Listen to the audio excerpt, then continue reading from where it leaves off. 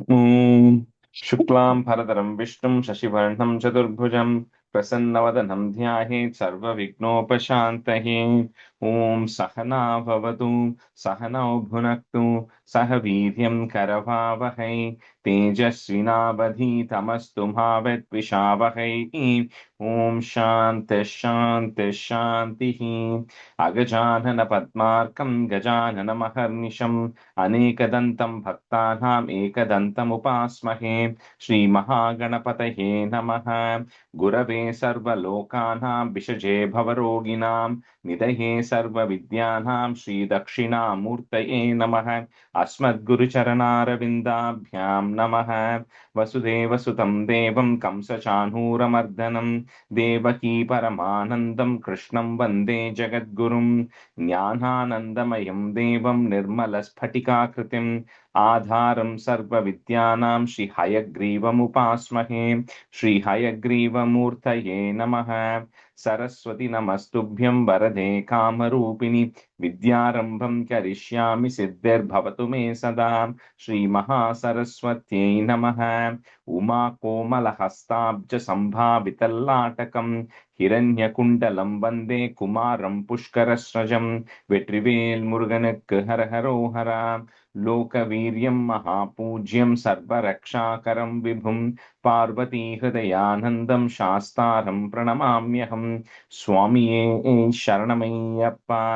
वागर्ताविव सम्पृक्तौ वागर्त प्रतिपत्तये जगदः पितरौ वन्दे पार्वती परमेश्वरौ। श्रीपार्वती परमेश्वराभ्यां नमः।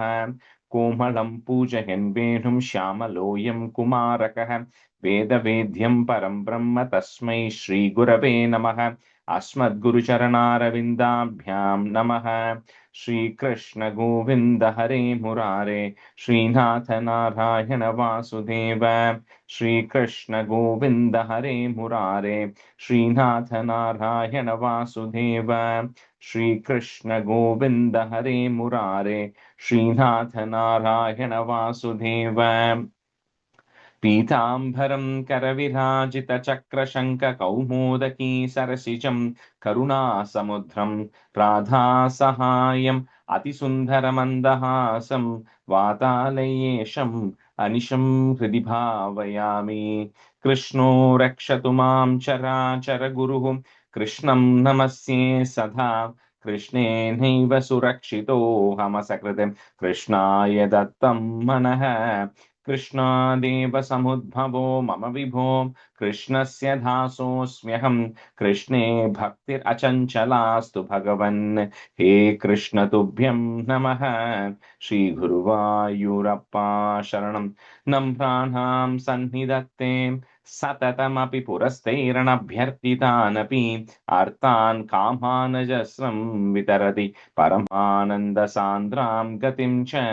इत्थं निःशेषलभ्यो निरवधिकफलः पारिजातो हरे त्वं क्षुद्रं तं शक्रवाटी द्रुममभिलषति व्यर्थमर्त्यव्रजोऽयं। श्रीगुरुवायूरप्पा शरणं श्रीभट्टपादम् अनिशं हृदि भावयामि। वंशी विभूषितकरात् नवनीरदाभात् पीताम्बरात् अरुणबिम्बफलादरोष्टात् पूर्णेन्दुसुन्दरमुखात् अरविन्दनेत्रात् कृष्णात् परं किमपि तत्त्वमहं न जाने। കൈരണ്ടും കൂപ്പി ഞാൻ വീണ്ടുമീറക്കുന്നു നീരജലോചനാനിന്നോടായി ഏതീനു മന്യനെ കുമ്പിടേണ്ടതോരോ രീതിയിൽ നീ എന്നെ പാലിക്കെന്നായി. കൃഷ്ണ ഹരേ ജയ കൃഷ്ണ ഹരേ Jaya Krishna Hare Jaya Krishna Hare. Okay, good morning, everyone. Okay, so let's just do a review of 73 and then we'll continue. Priya, can you do 73? Yeah. निशमय्यवत्तवादयानवार्तां वृषमार्ताः पशुपालपालिकास्ताः किमितं कथं न विधीमाः समवेदाः परितेवितात्य कुर्वन् करुणानितिरेष नन्दसूनुः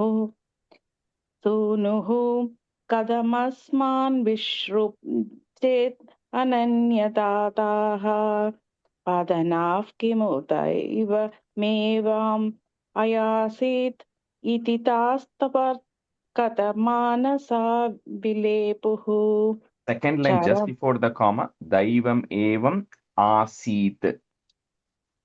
दैवमेवम् आसीत् इति तास्वन्कथमानसा विलेपुः. सरमप्रहरेर रे प्रतिष्ठामानः सह पित्रा निजमित्रमण्डलीश्च परितापपरं नितम्बिनीनां शमयिष्यन् वयमुच्च सकायमेकम् अचिरातु पयामि सन्ति तं वो पविता साधु मयव सङ्गमश्रीः अमृतां पनितौ निजं च इष्ये धृतमित्वा यसिता वतूरकार्षिः. Second line first part, Amritam bunidhau nimajjaishi. Bunidhau. Bunidhau nimajjaishi. सविशात परं सयाज्ञमुच्चैः अतिथूरं वनिताभिरीष्यमाणाः मृततत्सि पाङ्गान् सपैलोकाकृत रतेन निर्गतोषुः Buhu.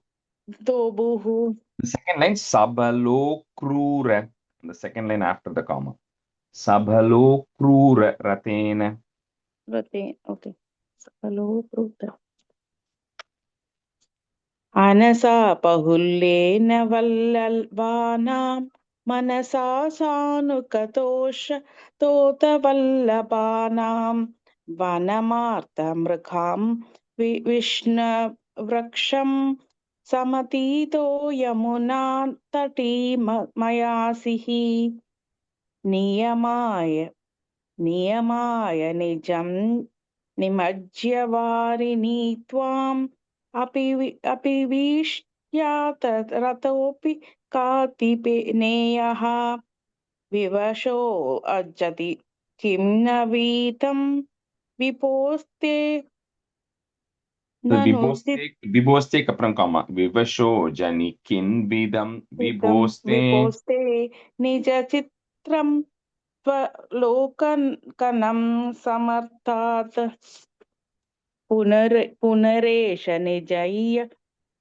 पुनरेष निमज्य पुण्यशाली पुरुषं त्वां परमं भुजङ्गपोके अरिकम्बुकदाम्बुजैः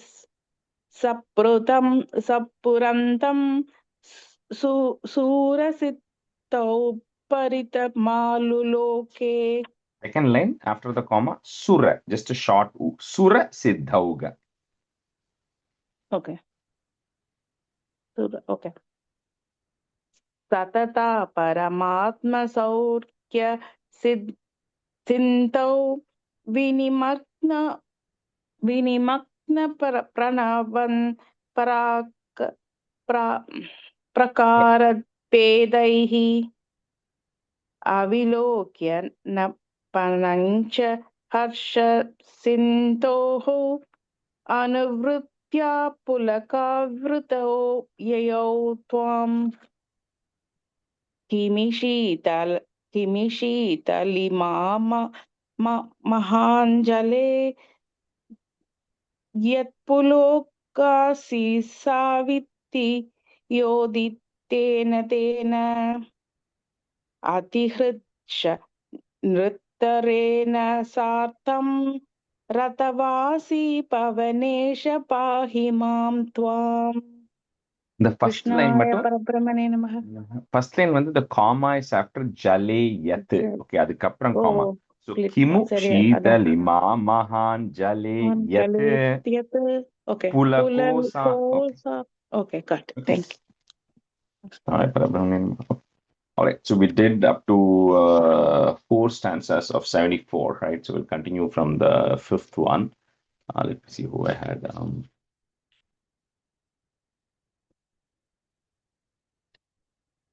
So Hema, you can be student, and Anu, you can be student.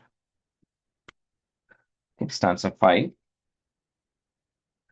कुब्जामब्जविलोचनां पतिपुनर्दृष्ट्वाङ्गरागे तया दत्ते साधु किलाङ्गरागमदधाः तस्या महान्तं हृदीं चित्तस्तां मृदुजामतः प्रतयितुं गात्रेऽपि तस्या स्फुटं गृह्णन् मञ्जुकरेण तामुदनयः तावज्जगत्सुन्दरीम्. So we saw in the last class about Akrura coming and picking Krishna and Balarama and all Nanda Gopan, everybody end up coming over to Madura. And then we saw about all the grief, all the Gopikas and everybody went through. And finally they reach Madura. And in Madura, then they encounter a few people, right? We saw how they first came across a washerman who did not offer them any clothes. Then we came across a weaver who gave them upper garments for decorations. And then they also came across a garland person, right? A person who weaves, who makes flowers, who also gives them garland and everything. So they're going, and each of them wanted different things. One of them wanted liberation. One of them wanted just devotion to you all the time. Each of them got what they asked for. So the next person they come in and meet as they're walking, they're all well decked right now and they're walking. They come across a hunchback woman, right? A person whose back is hunched. Her name is Trivakra, which means she's got bent in 3 places in her body. So her name itself is Trivakra. So she cannot look up. She can only look down, right? And what she was carrying all these fragrances to give it to Kamsa. So, there's a king, they have all these different things. So she lotions and fragrances and everything to give to Kamsa. So they come across her. Now, as they come and they meet her, and then Krishna and Balarama ask, okay, what are you carrying? What is it that you're actually carrying? So she says, oh, I'm the sole kind of distributor of perfumes for the king and all of them. And that's what I'm actually carrying along right now. So they say, okay, can you also give us some? Now, this hunchback woman cannot look up and look at the face because she's always hunched. So when she looks, she's only looking at the feet of both of these people. But in the moment she looks at the feet, she feels that this is something special, right? So she immediately says, okay, I will absolutely, whatever you boys want. It looks like they're small boys who are actually asking for something. So she says, I will give you whatever you want. So she gives them that. So in return, what Krishna does is he puts his feet on top of Trivakra's feet, and then with his one hand, he puts it at the bottom of her chin and just lifts her face up. And then it says when he does that, then the Trivakra, there's a long story of her which is going to come. So there's a Trivakra, her hunchback becomes straight. So then because she was already a pretty looking woman, her face was good, just as her back was hunched. So when he lifted her face, then it became straightened, and then it becomes Tava Jagat Sundarim. She became a very pretty woman, beautiful woman in this world, because she was already a thing, but she already had this hunchback problem, and that hunchback problem got solved in this stanza. And then some of it is going to continue this and later also about her. Kubja is someone who's hunchbacked. Kubjam abja vilochanam, pati punar drishtvangarage taya, datte sadhu kilanga ragamadadah. The visarga goes away, means is goes away, visarga and comma, ragamadadah tasya mahantam hridi. Kubjamabja vilochanam pati punar drishtvangarage taya datte sadhu kilanga ragamadadah tasya mahantam hridi. कुब्जामब्जविलोचनां पतिपुनर्दृष्ट्वाङ्गरागे तया दत्ते साधु किलाङ्गरागमददाः तस्या महान्तं हृदि कुब्जामब्जविलोचनां पति पुनर्दृष्ट्वाङ्गरागे तया दत्ते साधु किलाङ्गरागमददाः तस्या महान्तं हृदि कुब्जामब्जविलोचनां परिपुनर्दृष्ट्वाङ्गरागेतया तत्ते साधुखिलाङ्गरागमदताः तस्या महान्तं हृदि कुब्जामब्जविलोचनां परिपुनर्दृष्ट्वाङ्गरागेतया तत्ते साधुखिलाङ्गरागमदताः तस्या महान्तं हृदि Chittastam, breaking at that in the Chittastam, Rijudhamata Pratayitum, comma, Gatrepi Tasyaha, put is Tasyas Putam, comma, Grinnan Manju Karena Tamudanayaha, remove the is visarga, comma, Tamudanayaha, Tavaj Jagat Sundarim. So here, when they say the hunchback was fixed, it's not only physical, there's also a mental aspect of it also, right? Even the Trivakta could also mean distortions in your mind. And Sundari could also mean not just pretty looking physically, but also in terms of clarity, because she was not worried about anything. She was only, just doing her job, right? Which is to go give all these things to the king. So not only her physical thing changed, her mental things are also going to change right now because as a result of this, because of Krishna touching her. Chittastam brijudhamata pratayitum gatrepi tasya sphutam grinnan manjukarena tamudanayah tavad jagat sundarim. चित्तस्तामृजुतामत प्रतयितुं गात्रेऽपि तस्या स्फुटं गृह्णन् मञ्जुकरेण तामुदनयः तावज्जगत्सुन्दरीं चित्तस्तामृजुतामत प्रतयितुं गात्रेऽपि तस्या स्फुटं गृह्णन् मञ्जुकरेण तामुदनयः तावज्जगत्सुन्दरीम्.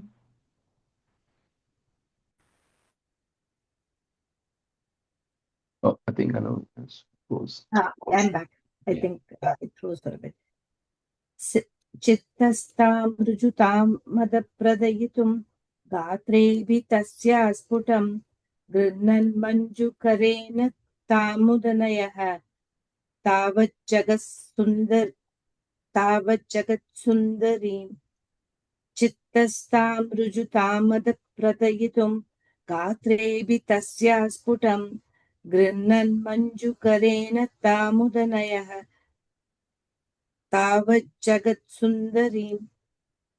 Stanza 6. तावन्निश्चितवैभवास्तव विभो नात्यन्तपापा जनाः यत्किञ्चित् ददते स्म शक्त्यनुगुणं ताम्बूलमाल्यादिकं गृह्णान कुसुमादिकिञ्चन तदा मार्गे निबद्धाञ्जलिः नातिष्ठं पतः यतोऽद्य विपुलामार्तिं व्रजामि प्रभो. I absolutely love this stanza because this is written so deep, so he's saying that with this way, Krishna in Mathura, so many people, not just in Mathura, in Vrindavan also we saw, but even in Mathura so far, right? So many people came from different angles and they interacted with you in different ways, right? And they all got blessed. What is the common theme across all of this? Is they interacted with you in some way. It doesn't matter which way it is, right? He says, in addition to all those people, so many people had lined up on the streets to watch you, right? To just look at you because they have heard about you. And each of them gave you whatever according to their own capacity, right? Like some of them got, like we're going to see later about Sudama, he's going to give some avil. We saw how the Gopa boys just shared whatever they are eating from their lunchbox. They didn't have to do anything special, right? Similarly, here, according to their capacity, some people gave betel leaves, some people gave fruits, some people gave garlands, some people gave, different things. But they all came to meet you and they all gave you something. And that is the difference. He says, now, Bhattacharya, when he's writing this, right, he's sitting there in Guruvayur and he's suffering from rheumatoid arthritis. He can't even write, he can't move, right? He's saying, I now, every Dashakam at the end of it, he prays saying that please eradicate the ailments I have, the diseases I have, and all of these things. He says, I know why I'm still suffering. He says, I must have been in Madura when you came. And I didn't take the 10 minutes to come and meet you, because if I had taken the 10 minutes and come and met you and given you anything that I could have, I wouldn't have been suffering in this birth, right? It is that interaction with you that I missed. I was just busy doing other things, right? He says, now I know why I'm suffering, because either I didn't get that opportunity, I was not blessed to get that opportunity, or I might have gotten that opportunity and I had other priorities, right? And I didn't come to actually meet you, because so many people in Madura come there and they witness you and they all gave you whatever they could and they all got blessed in return, right? That is a good thing, because at the end of the day, that whatever karma you have to suffer, right? The only person who can eradicate or eliminate or remove the karma to some extent is Bhagavan wishes. And that through all these things, they're saying that devotion is the easy way, but you could also come through any other margam also. Like, we're going to see what's going to happen to Kamsa, right? He's going to come at it from a completely different angle, but it doesn't matter. At the end of the day, you have to just interact with Bhagavan in some form, because the moment you interact with him, it becomes spiritual in nature. You can't judge saying that person is doing puja or this person is not doing puja. As long as they're thinking about it, right? Thinking about Bhagavan, they get purified. So that's what he's saying, that, I was not blessed enough to come and interact with you, because of which I'm suffering right now. Tavan nishchita vaibhavas tava vibho, natyanta papa janaha, add a visarga at the end of that line, janaha, yat kinchit dadate, so double dada, kinchit dadate, sma shaktyanugunam, Tambula Malyadikam. See here, that's what is important. Shakti Anuguna, according to their capacity, right? Each one can do different things according to their capacity. Tavan nishchita vaibhavastava vibho natyanta papa janaha yat kinchit dadate sma shakti anugunam tambula malyadikam. तावन्निश्चितवैभवास्तव विभो नात्यन्तपापा जनाः यत्किञ्चिद्ददते स्म शक्त्यनुगुणं ताम्बूलमाल्यादिकम् तावन्निश्चितवैभवास्तव विभो नात्यन्तपापा जनाः यत्किञ्चिद्ददते स्म शक्त्यनुगुणं ताम्बूलमाल्यादिकम् तावन्निश्चितवैभवास्तव विभो नात्यन्तपापाजनाः यत्किञ्चित् तदते स्म शक्त्यनुगुणं ताम्बूलमाल्यादिकम् तावन्निश्चितवैभवास्तव विभो नात्यन्तपापाजनाः यत्किञ्चित् तदते स्म शक्त्यनुगुणं ताम्बूलमाल्यादिकम्. Grihnanah, put a h to join. Grihnanah kusumadi kinchana tada, marge nibaddhanjalihi. So put a visarga, into that line, nibaddhanjalihi. Next line, if you have a ir or a ra, that goes away. Natishtham bata ha yatodhya, vipulam artim brajami prabho. Grinhana kusumadi kinchana tadha marge nibaddhanjalihi natishtham bataha yatodhya vipulamartim brajame prabho.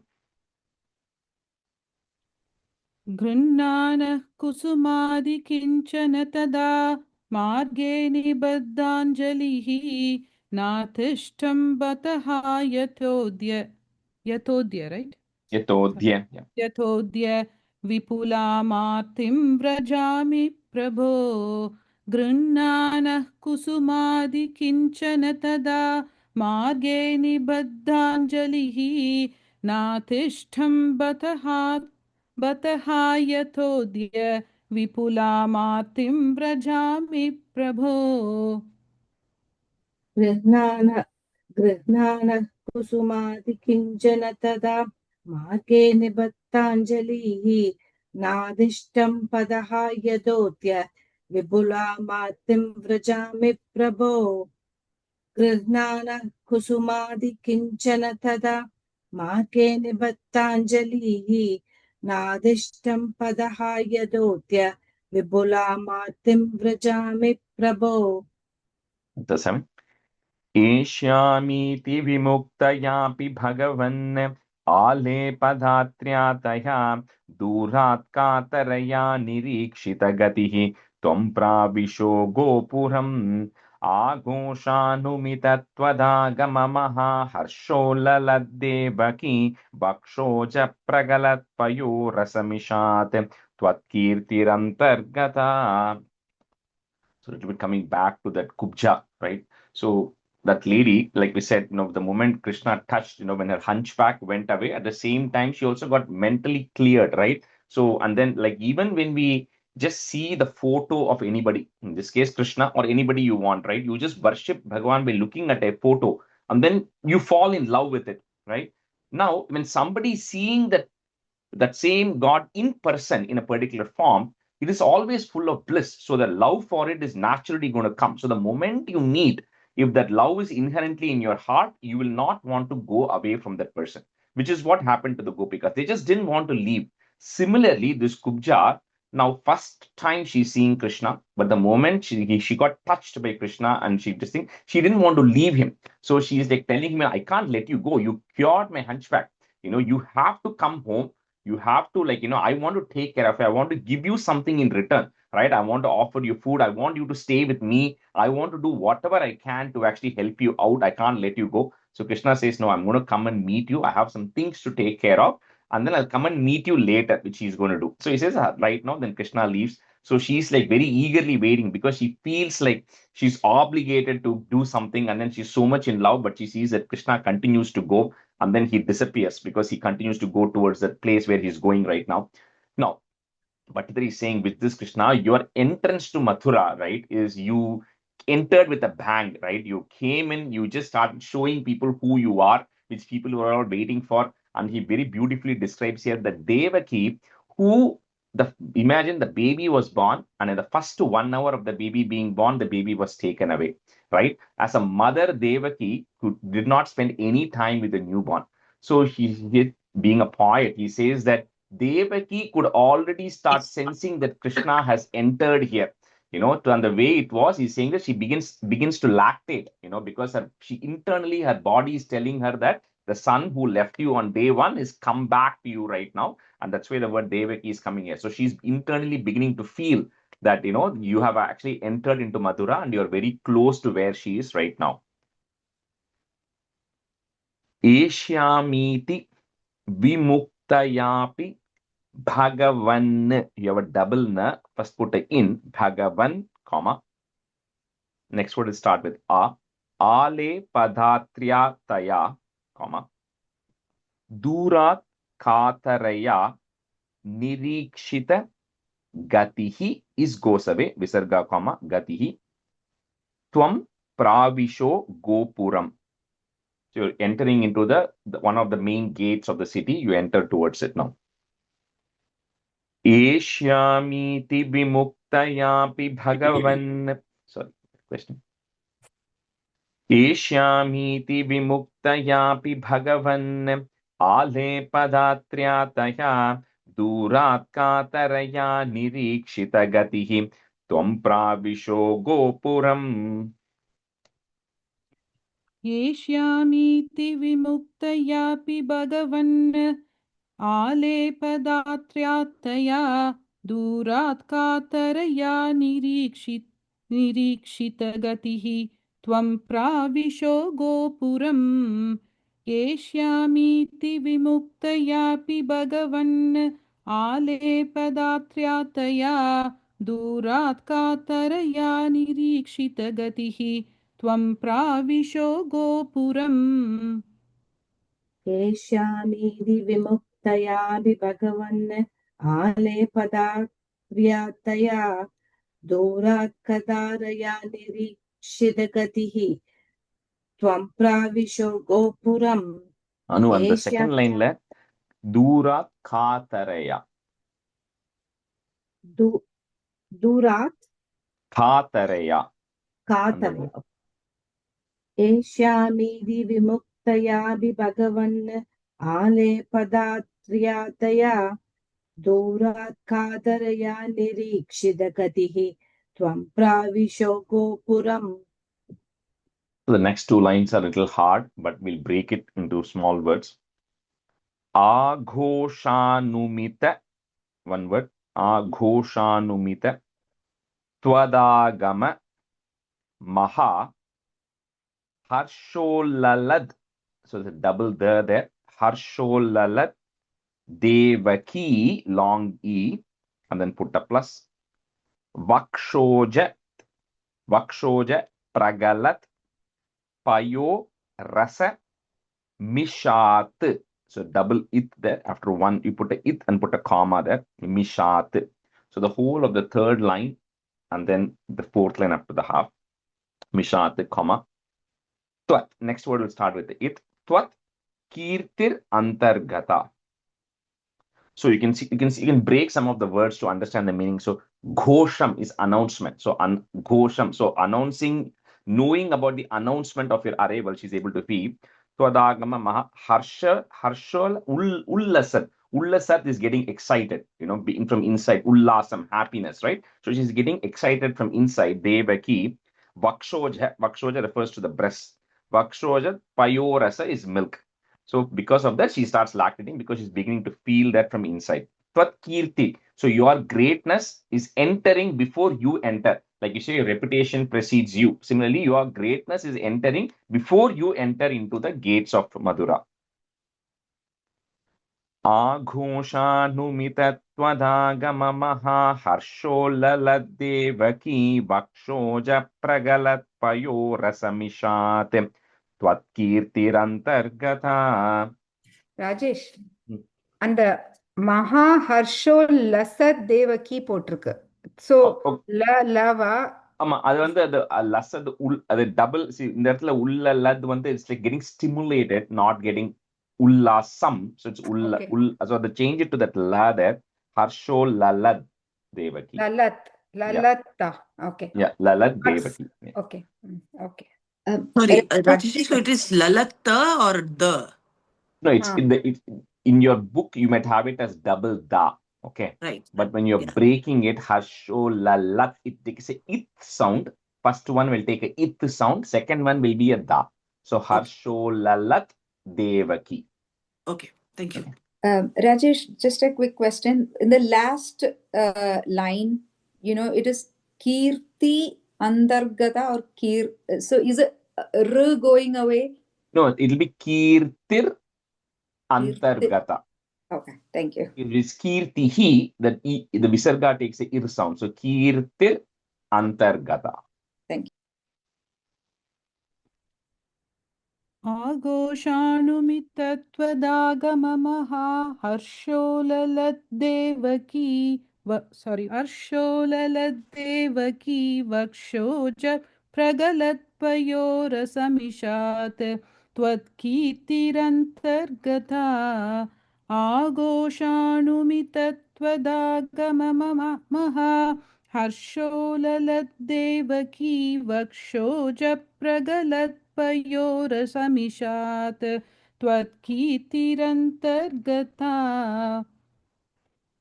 आघोषानुमितत्वदागममः हर्षोल्ललद्देवकी वक्षोजप्रगलत्पयोरसमिषात् त्वत्कीर्तिरन्तर्गता आघोषानुमितत्वदागममः हर्षोल्ललद्देवकी वक्षोजप्रगलत्पयोरसमिषात् त्वत्कीर्तिरन्तर्गता.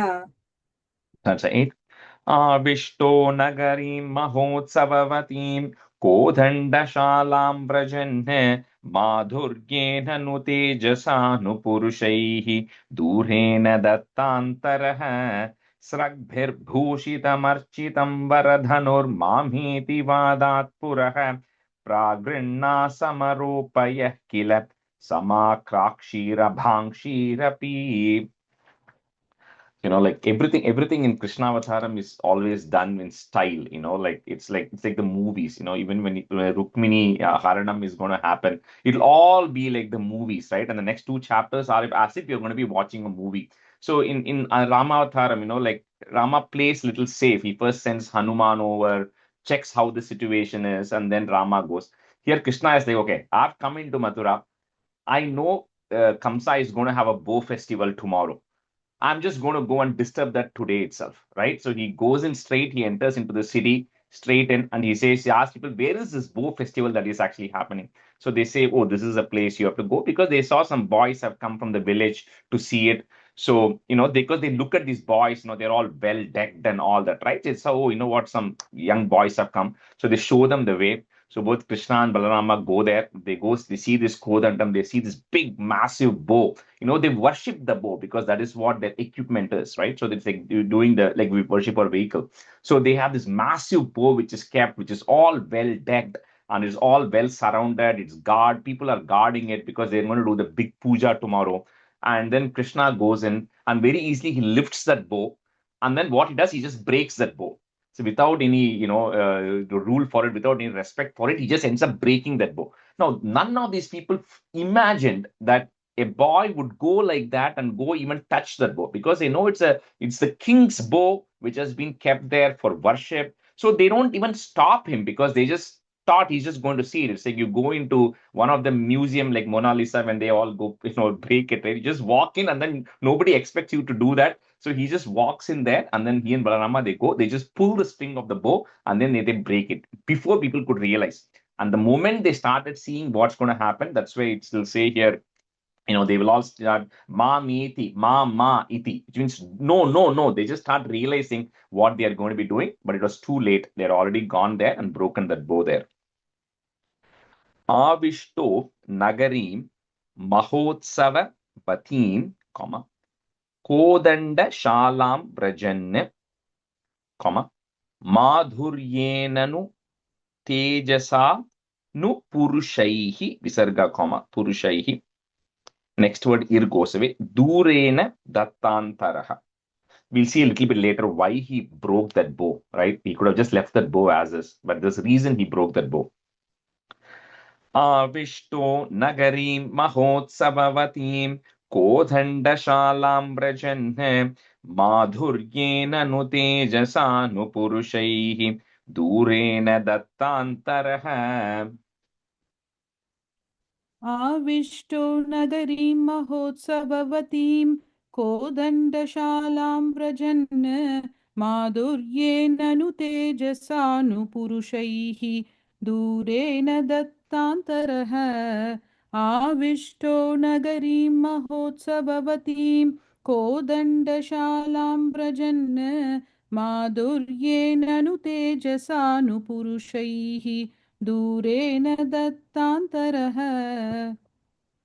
आविष्टो नगरीं महोत्सववतीं कोदण्डशालां व्रजन् माधुर्येण नु तेजसानुपुरुषैः दूरेण तत्तान्तरः आविष्टो नगरीं महोत्सववतीं कोदण्डशालां व्रजन् माधुर्येण नु तेजसानुपुरुषैः दूरेण तत्तान्तरः Tragbhir bhushitam, breaking at that ma, bhushitam architam paradhanur mameti vadat puraha, so that line is continuous. Pragrinaha, put a is to join. Pragrinas samaropayaha, put a h to join. Samaropaya kila, then comma. The next word, long word, we're going to break at that ra, which is coming in the middle. Samakrakshir ir, and the next word starts with the a. Samakrakshir abhangshirapi.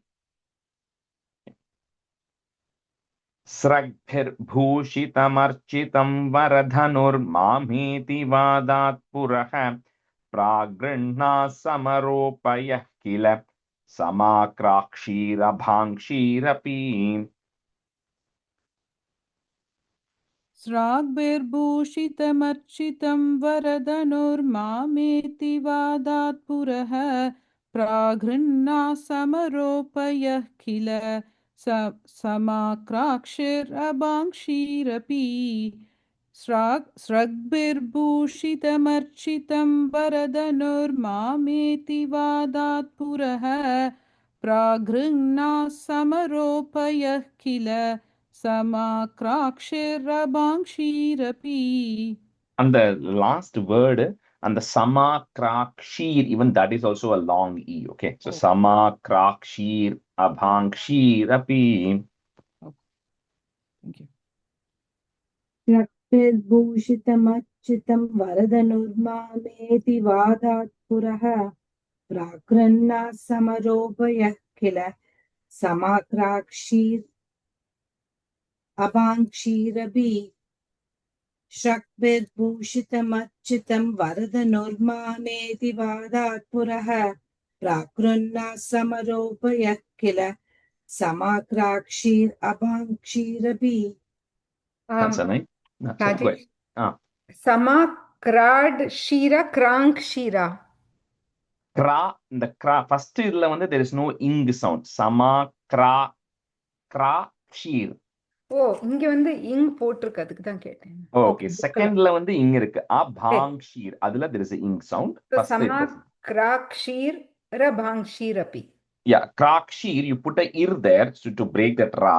So samakrakshir abhangshirapi. Oh, okay. Okay, then it's easy to say it also. That's how the word is also. Okay. Sansanai. Shwah kamsa kshapanotsavasya puratah prarambaturyopamash chapadhvamsa mahadhvanistava vibho devanaromanchayate kamsasyapi cha vepatustaduditah kodandakhandadvahi chandabhyahatarakshipurusharavaihi utkulito bhutvaya. Like we said, a couple of reasons, Krishna, you broke the bow. One of them is in this stanza. Second one is going to come in the 10th stanza. So one is to say that I have come, right? It's usually like an announcement, the big announcement. Like we just come in. It's like when the cricket team is touring and in the first game, somebody scores a double hundred or something. It's saying that I am here now, right? And I'm serious about it. So this is like your announcement to say that Kamsa's destruction is going to happen. And I have actually come, the beginning of that, right? So the Devas also rejoice because they know, okay, we know why you have come. Now, meanwhile, there, the caretaker of the bow, the person who is responsible for guarding the bow, he gets very upset about this because he is the one who's supposed to take care. He didn't realize a bunch of boys coming and breaking the bow itself. So they all rush towards Krishna and Balarama, right? All these guards who are there. But the Krishna and Balarama take the bow, the pieces of the bow that they are, and just beat them up and essentially run away, right? So when they all run away, all this news just spreads, right? Saying that a bunch of these boys came from Vrindavan, Krishna, who we keep talking about, he has come and he's already done all these things, right? He came and he destroyed the bow that is actually there, and that Kamsa, what is happening for him is, see, first of all, if you like something, or if you have a good news, or if you like somebody, that person or the thing always comes in your mind when you're trying to sleep and you have a hard time sleeping. But if you ever have a very, very deep sorrow, or if you have worry about something, or if you're afraid of something that is going to happen, that goes very deep in you. So which means when you go to sleep, that thing kicks in you big time, right? It is worse than having something positive. In Kamsa's case, he's been told the person who's going to kill you is going to be the 8th son. And now he tries to kill that. That person was not there. Then the Devi comes and says that son is already born. He has no idea where that person is. Finally, he tracks him down. And he comes to know he's the person who has killed all of these emissaries like Putana, Sakatasura, Trinavarta, all of these people. Then he brings him over here. And that person comes in and he breaks open his bow. Right? So imagine Kamsa's state right now. Right? So what happens that night is Kamsa is not able to go to sleep. He's constantly thinking about Krishna all night, uninterrupted, right? He's just so much in fear of this thing, right? That it is taking over his mind. He's not able to do anything else. And I really want you to later on after the class, think about that, right? Something that you thought about all night, which is something which is very, you're afraid of something, because that completely takes over your mind, right? And that's what happens to Kamsa. Except the good news here is Kamsa is thinking about Krishna, right? So he goes so deep into thinking about Krishna in a fearful way that he's not able to come out of it. And that's how Kamsa spends his entire night. The whole night he's thinking about it. So next day he's going to get liberated because of that, right? Because he cannot take his mind away from Krishna the whole night, and he's worried as to what is going to happen to him tomorrow. Shwa, shwaha is there. Put the ih sound. Shwah, Kamsa, Kshapanotsavasya, that's one word. Kshapanotsavasya, Purataha, put the F to join, Purataf. Praramba, Turyopama, put a plus there. And then if you have a ish in the next line, then that ish just comes to the end of the first line, then it's easy to say it. Turyopamash, Chapa, Dhvamsa, Maha, Dhvanis, Tava, Vibho, then a comma. So the whole of that first line, and then second line after Vibho, comma. Devana romanchayate. Shvah kamsa kshapanotsavasya purata praramba turyopamash chapadvamsa mahadhvanistava vibho devana romanchayate. Rajesh, and the Turiyo Pamaha Kapra Pamash Kapra comma. The comma is only after Vibho in the second line. So the whole first line and then second line after Vibho. If you have Turyo Pamaha, then you add a ish to join that line. Turyo Pamash. Turyo Pamash. And the next line starts with Chapa Dvamsam. Yeah. Because the ish is just part of the previous one. Turyo Pamash. Okay. Thank you. श्वः कंसक्षपणोत्सवस्य पुरतः प्रारम्भतूर्योपमः चापध्वंसमहाध्वनिस्तव विभो देवानरोमाञ्चयत् श्वः कंसक्षपणोत्सवस्य पुरतः प्रारम्भतूर्योपमः चापध्वंसमहाध्वनिस्तव विभो देवानरोमाञ्चयत्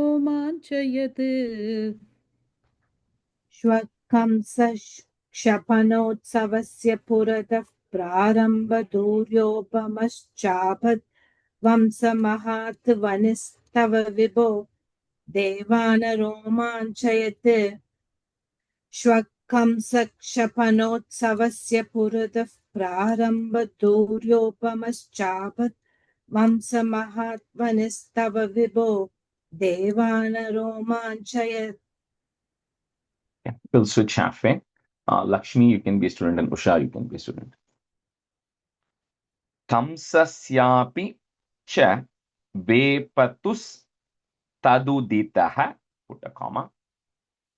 Kodanda khanda dvayi, then put a plus.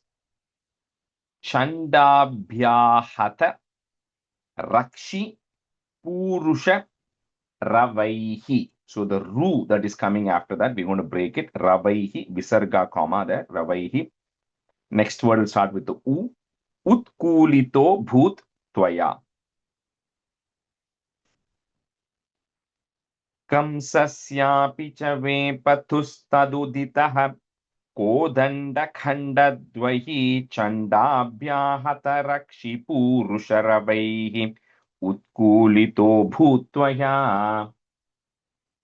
कंसस्यापि च वेपतुस्ततुदितः कोदण्डकण्डत्वयि चण्डाप्याहतरक्षि पूरुषरवैः उत्कूलितो भूत्वया कंसस्यापि च वेपतुस्ततुदितः कोदण्डकण्डत्वयि चण्डाप्याहतरक्षि पूरुशरवैः उत्कूलितो भूत्वया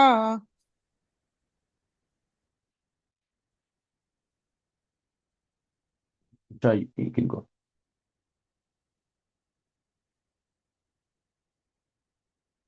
Okay. I don't know if she's there. Okay, Deepa, why don't you do it? You can do it. I don't know where Usha is. So Rajeshri, did you say my name? yeah, I called your name. Yeah, if you're available, you can do it. Yeah. Okay.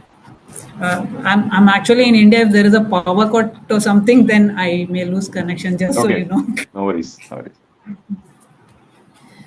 कंसस्यापि च वेपतुस्तदुदितः कोदण्डखण्डद्वयी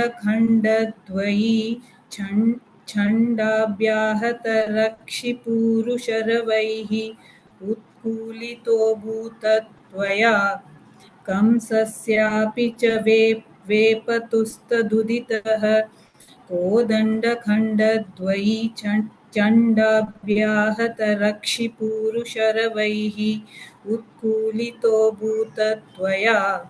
You're adding an extra it at the end. That's utkulito bhut tvaya. उत्कूलितो भूत्वया. Yeah. That's a 10. शिष्टैर्दुष्टजनैश्च दृष्टमहिमा प्रीत्या च भीत्या ततः सम्पश्यन् पुरसम्पदं प्रविचरन् सायं गतो वाटिकां श्रीदाम्ना सह राधिकाविरहजं खेदं वदन् प्रस्वपन् आनन्दन्नवतारकार्यघटनात् वातेश संरक्ष माम्. So with this, Krishna, just the first day that as the sun begins to set, these boys then come back to where they're all staying, come back to that place. So, like even when Krishna was leaving from Vrindavan, the Gopikas had predicted, the moment this boy enters into Madhura, people are all going to fall in love with him. People are all going to start interact with him because it's never going to be a silent day. And even the first day that you entered in there, you kind of gave, first of all, you gave so many people what they wanted.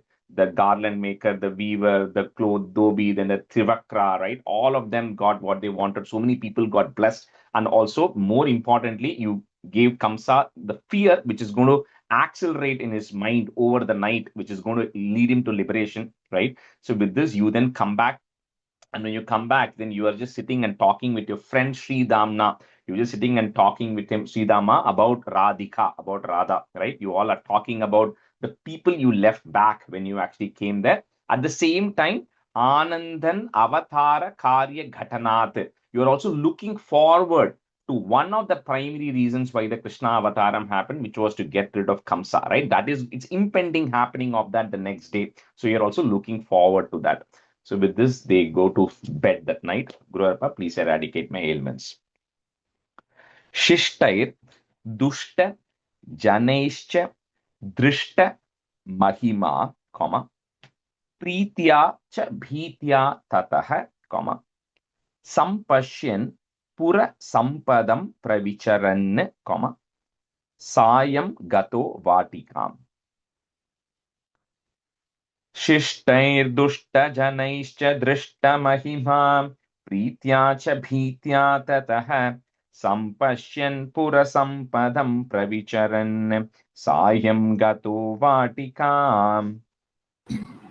सृष्टैर्दुष्टजनैश्च दृष्टमहिमा प्रीत्या च भीत्या ततः सम्पश्यन् पुरसम्पदं प्रविचरन् सायं गतो वाटिकाम्. शिष्टैर्दुष्टजनैश्च दृष्टमहिमा प्रीत्या च भीत्या ततः सम्पश्यन् पुरसम्पदं प्रविचरन् सायं गतो वाटिकाम्.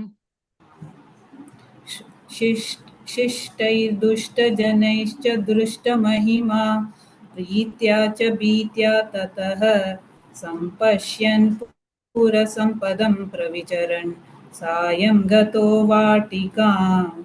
शिष्टैर्दुष्टजनैश्च दृष्टमहिमा प्रीत्या च भीत्या ततः सम्पश्यन् पुरसम्पदं प्रविचरन् सायं गतो वाटिकाम्. Sri Damna saha radhika virahajam, comma, khedam vadan praswapan, add an in at the end of that line, comma, praswapan. Next line, if you have a double na, it becomes a a sound. Anandhan avatara karya ghatanat. So if you have a it or a d, and then a comma, ghatanat, comma, vatesha samrakshamam. Sridhamna saharadhika virahajam khedam vadan praswapan anandan avatara karya ghatanat vatesha samrakshamam. श्रीदाम्ना सह राधिका विरहजं खेदं वदन् प्रस्वपन् आनन्दन्नवतार कार्यकटनात् वातेश संरक्ष माम् श्रीदाम्ना सह राधिका विरहजं खेदं वदन् प्रसवपन् आनन्दन्नवतार कार्यकटनात् वातेश संरक्ष माम् Lakshmi, second time, the Ah. third line, last word, it's press is the sound, praswapan. Praswapan. I think you Okay. said prasava, so it becomes the chandas got lost. Yeah, yeah. Praswa. Yeah. श्रीदाम्ना सह राधिका विरहजं खेदं वदन् प्रस्वपन् आनन्दन्नवतारकार्यघटना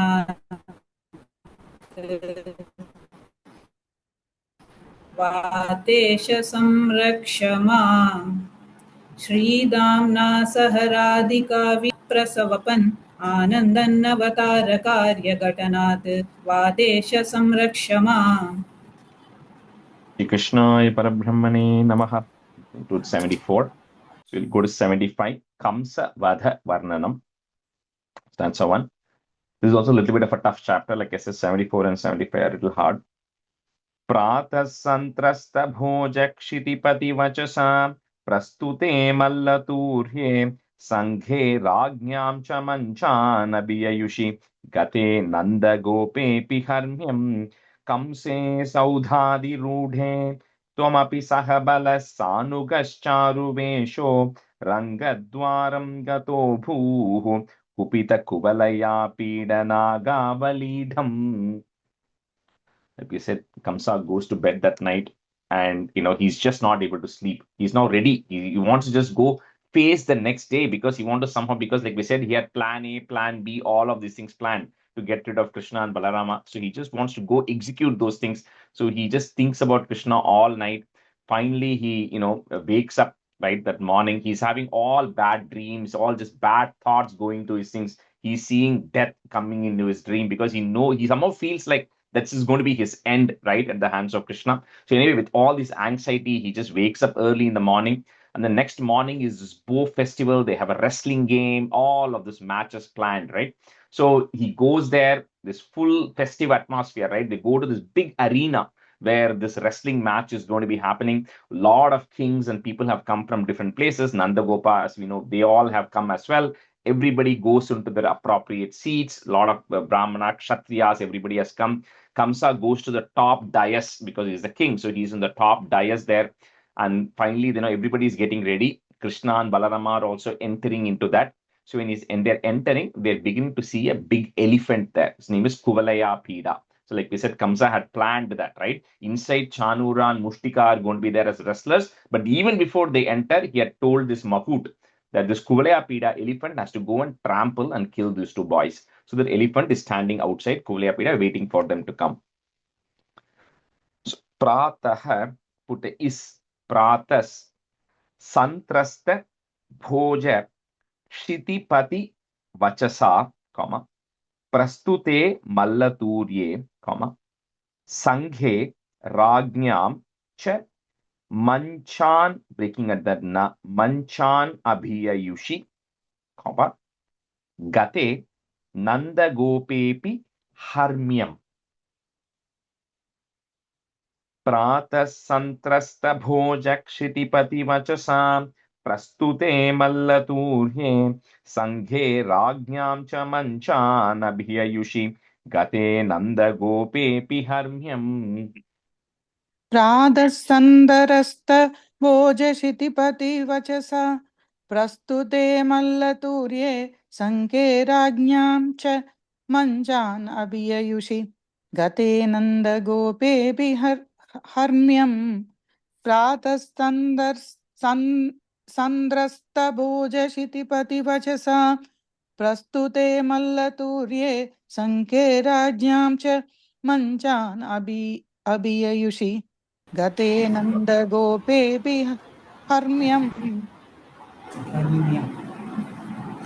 प्रातः सन्त्रस्तभोजशितिपति वचसा प्रस्तुते मल्लतूर्ये सङ्के राज्ञा च मञ्चान् अभिययुषि गते नन्दगोपेऽपि हर्म्यम् प्रातः सन्त्रस्तभोजशितिपति वचसा प्रस्तुते मल्लतूर्ये सङ्गे राज्ञाश्च मञ्चान् अभिययुषि गते नन्दगोपेऽपि हर्म्यम् Kamse, Rajesh, just one question. In the yeah, first line, second line, renduthime vachasa and gate kapram kama varda. but first line after Vachasa and then Prastute mallaturye, end of that line. Yeah. And then second line Manchan abhiyayushi. Adukapram comma. Yushi kapram varda. Yushi kapram, yeah. Okay, thank you. Kamse saudhadi rudhe, comma. Tvamapi sahabalaha, put a is sahabalas, sanugash charuvesho, comma. Rangadwaram gato bhuhu, comma. Kupita kubalayapida nagavalidham. Kamse saudhadi rudhe tvamapi sahabalas sanugascharuvesho rangadwaram gato bhuhu kupita kubalayapida nagavalidham. कंसे सौदादिरूढे त्वमपि सह बलः सानुकश्चारुवेषो रङ्गद्वारं कदो भूः कुपितकुवलया पीडना नागावलीडम् कंसे सौदादिरूढे त्वमपि सह बलः सानुकश्चारुवेषो रङ्गद्वारं कदो भूः कुपितकुवलया नागावलीडम् कंसे सौधादिरूढे त्वमपि सह बलसानुगश्चारुवेषो रङ्गद्वारगतो भूः कुपितकुवलया पीडनागावलीडम् The second line, fourth line, Rangadwaram, im sound, okay? रङ्गद्वारम् Im, yeah. द्वारम् कंसे सौदादिरूढे त्वमपि सह बलसानुगश्चारुवेषो रङ्गद्वारं गतो भूः कुपितकुवलया पीडनागावलीडम् Answer two. Papishta pehi marga dhrutamiti vachasa nishtura kruddha buddhehe ambhashtasya pranodadadika javajusha hastina grihyamanaha kelhi muktot gopi kucha kalasha chiraspardhinam kumbhamasya vyahatyaliyatastvam charana bhuvi punar nirgato valguhasi. So in some places, if you go to Guruvayur or other places, you will see Krishna like fighting with an elephant, which is the Kuvalaya Peda. So as they are entering in, they're seeing that the elephant is blocking. It's just standing right in the entrance of the gate to block them. So Krishna and Balarama tell that Mahoot, like from a distance, to tell that elephant to move away so they can actually go. But this Mahoot is prompting that elephant, right? They just poke the elephant or anything to trigger it, which is what the Mahoot was doing. So he's just triggering it. So that elephant gets very upset and it starts just rushing towards them initially. So when the elephant starts rushing towards Krishna, the first thing he does is he just gets on, he jumps on the elephant, and then he then gets down, then he goes hides between the legs of the elephant. So the elephant doesn't know where he is, and then he then comes out of it. So there's going to be a couple of stanzas of how he's going to battle the elephant. So first he jumps on it, then he gets down, then he goes between the legs of the elephant and comes out of the elephant smiling, or under the elephant smiling.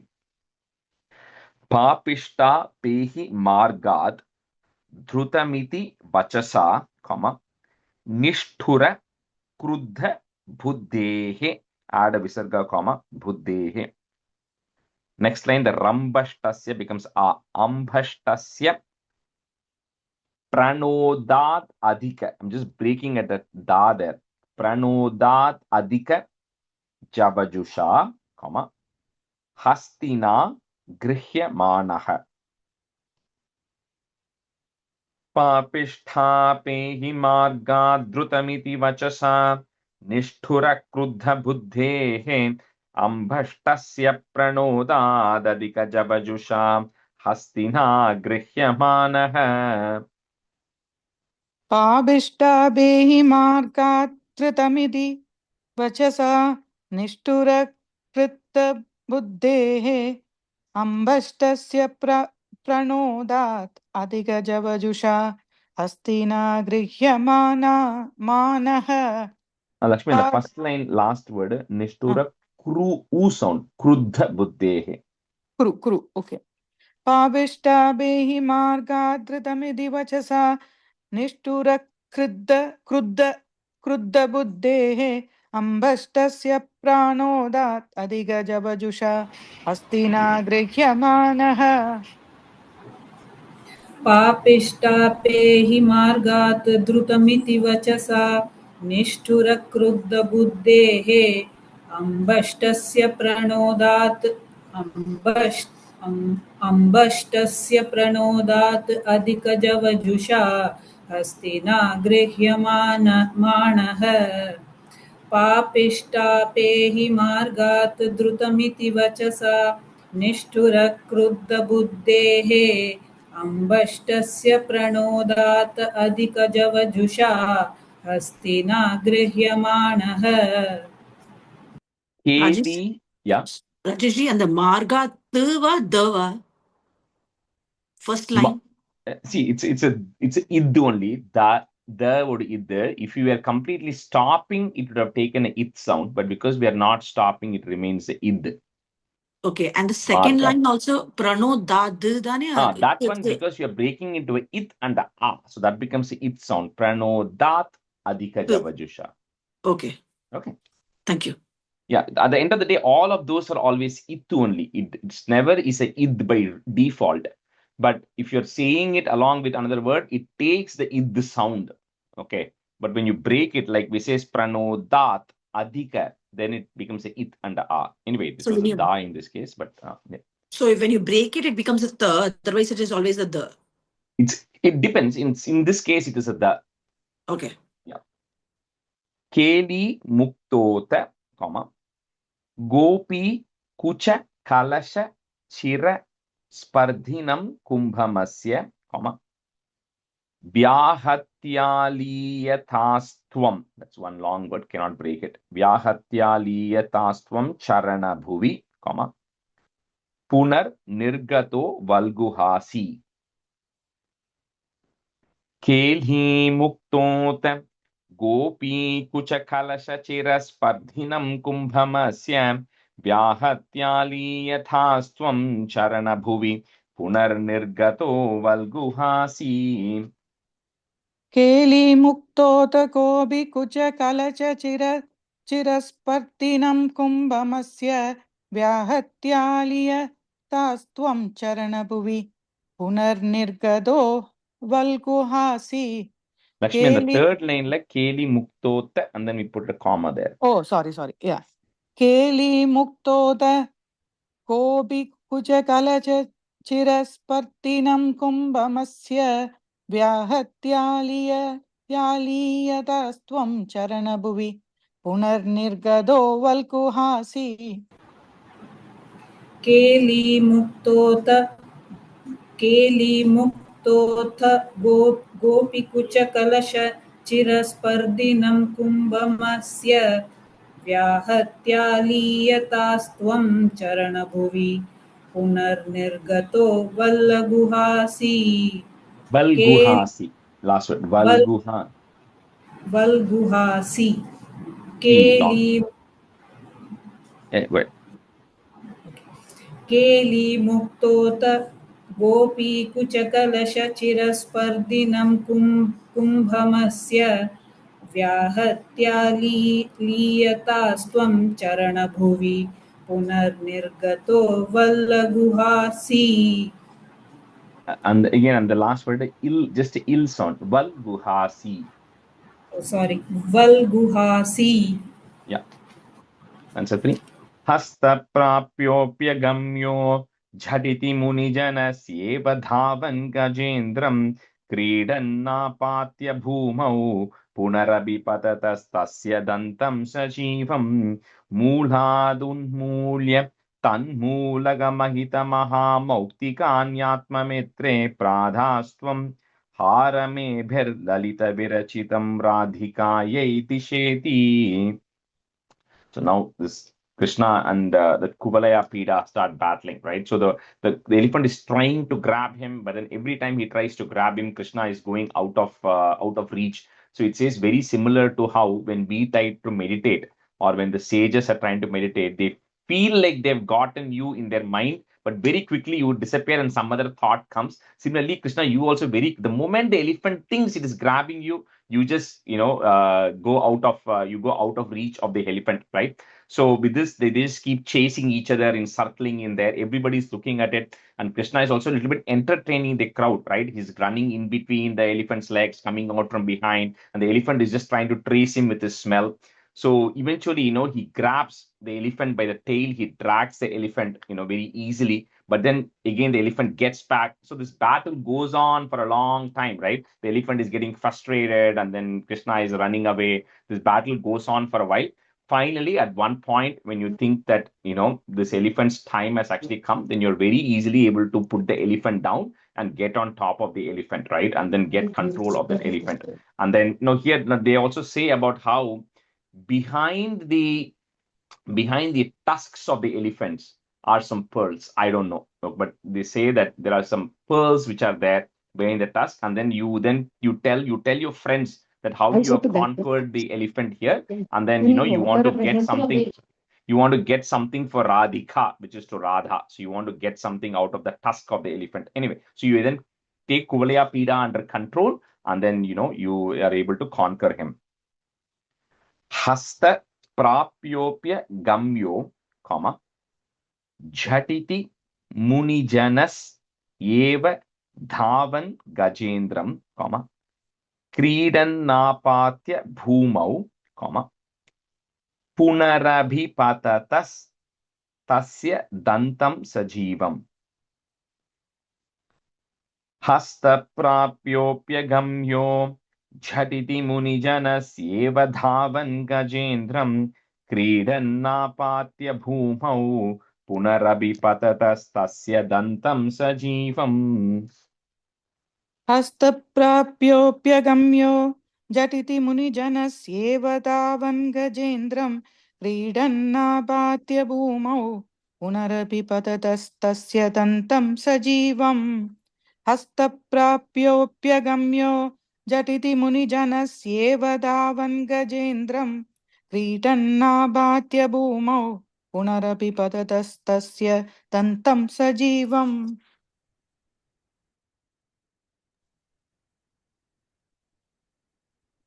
Rajesh, is it Apatya Bhumau or Apatya Bhumau? Apatya. Kridanapatya Bhuma. Okay. We lost Deepa.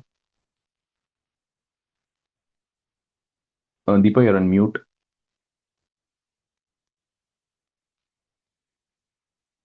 All right, let's go to the next one. Moolad unmulya, tanmulaga mahita maha mauktikanyatma mitre, and then put a plus. So after the third line, after Mulad Unmulya, comma, then the whole of that word, put a plus, Pradastvam, then a comma. So after the fourth line, Pradastvam, comma, Haramebhir Lalita Virachitam Radhikayai Disheti. Mulhadunmulya Tanmulagamahitamahamauktikanyatmametre Pradhastvam Haramebhir-lalita-virachitam radhikayai disheti. எங்க போச்சது? ஒரு second, ஒரே ஒரு second இருங்க. எங்க ஆரம்பிக்கிறது? புனரப்பி. மூலாதுன்மூல்ய. மூலாத் உன்மூல்ய தன்மூலகமஹிதமஹா மௌத்திகான்யாத்மமித்ரே பிரதாஸ்த்வம் ஹாரமேபி மேபிர்லலித விரச்சிதம் ராதிகாயை திசேதி. Fourth line, first மூலாத் word, pradastvam. Awesome. பிராதாஸ்துவம். மூலாத் உன்மூல்ய தன்மூலகமஹிதமஹா மௌத்திகான்யாத்மமித்ரே பிரதாஸ்த்வம் ஹாரமேபிர்லலிதவிரச்சிதம் ராதிகாயை திசேதி. Again, the same word, Rajesh. pradastvam. Okay, pradastvam. Yeah, go ahead, Sita. Rajesh, எனக்கு பிரீஃபா அது சொல்ல முடியுமா? Because I lost connection. Okay. Moolat unmulya, comma, tanmulaga mahita maha mauktikanyatma mitre, and then put a plus, pradastvam, comma. Okay. Thanks. Right. Deepa, go ahead. Yeah, take it back. Rajesh ji, it is raining here, so I don't know, it may get disconnected again. No, sorry, that's I'm really fine. sorry. That's fine. And that's okay. Baiju, why don't you just do the last two stanzas, last two lines? Yeah. Mooladunmulya tanmulakamahitamah mauktikanyatmamitre pradastvam haramebhir-lalita-virachitam radhikayai disheti. Mooladunmulya tanmulakamahitamah mauktikanyatmamitre pradastvam haramebhir-lalita-virachitam radhikayai disheti. Yeah, just the third line, Moolad Unmulya, and then there is a comma. Okay, it's that. Okay. All right. Stanza 4.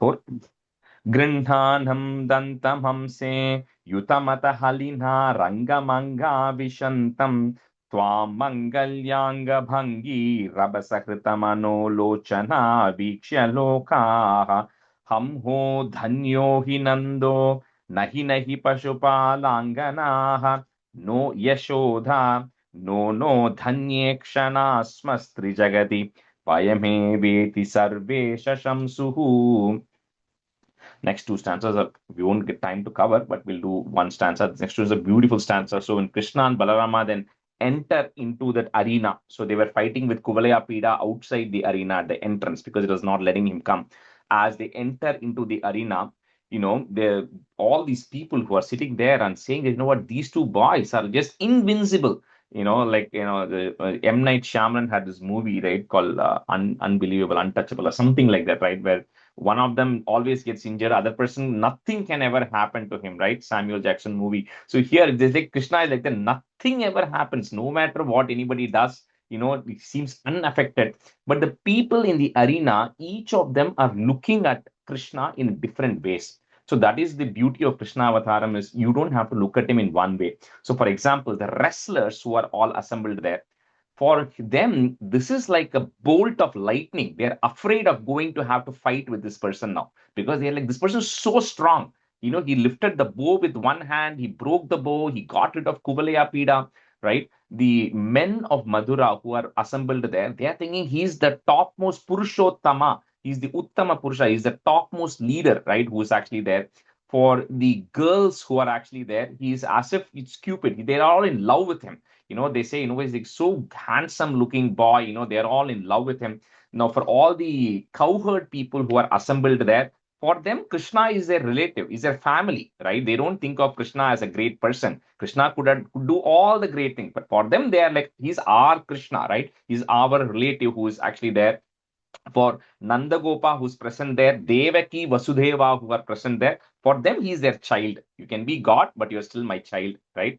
For Kamsa, he's as if death is personified and come in front of him. Yamaraja has come in front of him as Krishna, right? And then for all the people who are realized, for all the yogis who are looking at it, he is the supreme Brahman who is actually taking the form of there, right? So which is each one is looking at Krishna and interpreting him in different ways. And they all keep talking, who is most blessed here? So that's why he says, Amho Dhanyo hi Nando. He says, Nandagopa is so blessed, because like here Krishna is born to him as a child, as a father, he must be so proud of him.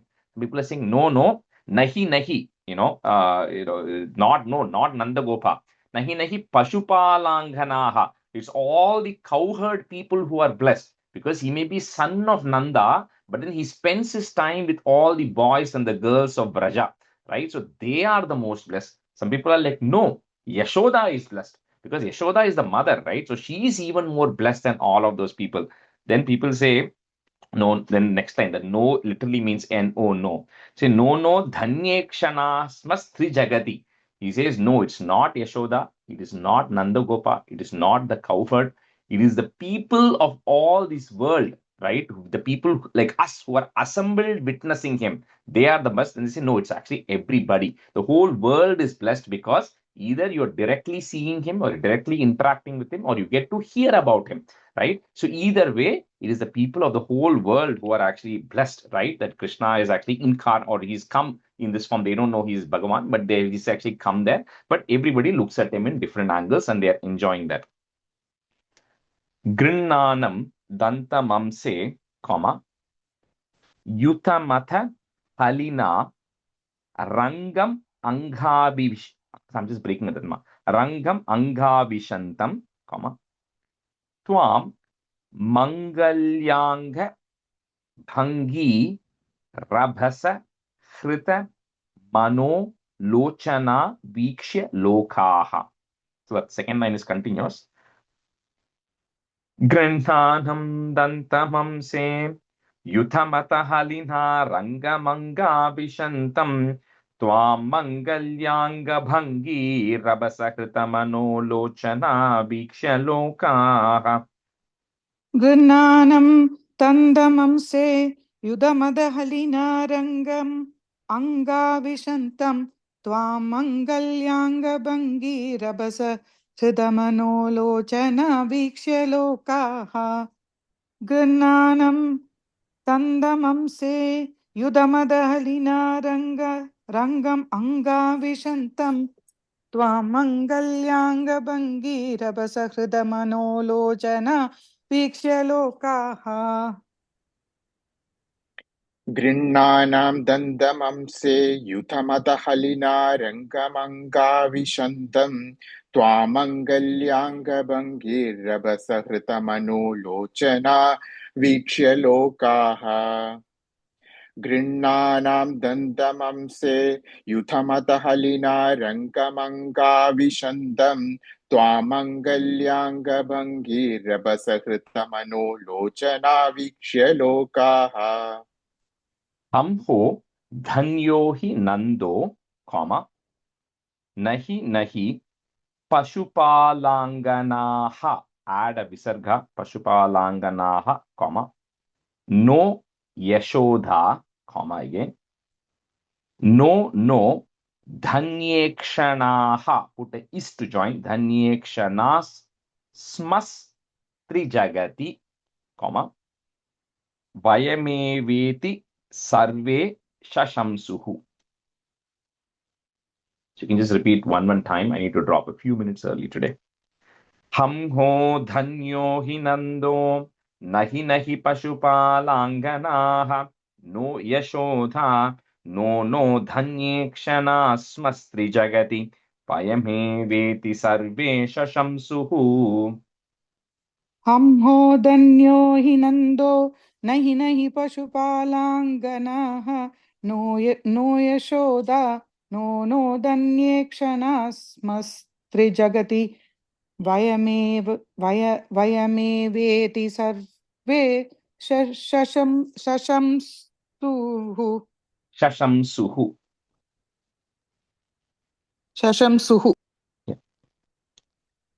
अंहोदन्यो हि नन्दो नहि पशुपालाङ्गनाः नो यशोदा नो धन्येक्षणास्मस्त्रिजगति वयमेवेति सर्वे शशंसुः.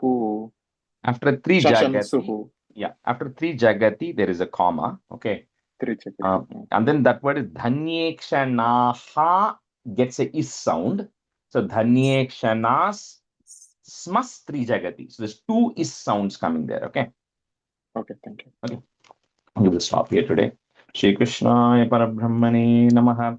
Sandhanandhavabodhatmakamanupamitam kaladeshavadibhyam nirmuktam nityamuktam nigamashatasahasrena nirbhasyamanam aspashtam drishtamatre punarurpurusharthatmakam brahmatattvam tattavadbhati sakshat gurupavanapure hanta bhagyam jananam कायेन वाचा मनसेन्द्रियैर्वा बुद्ध्यात्मना वा प्रकृते स्वभावात् करोमि यत् सकलं परस्मै नारायणायेति समर्पयामि. Thank you. See you next weekend. Thank you, Rajesh. Thank you. Thank you, Rajesh. Thank Thank you, you. everyone. Bye, everyone. Bye. Thank you.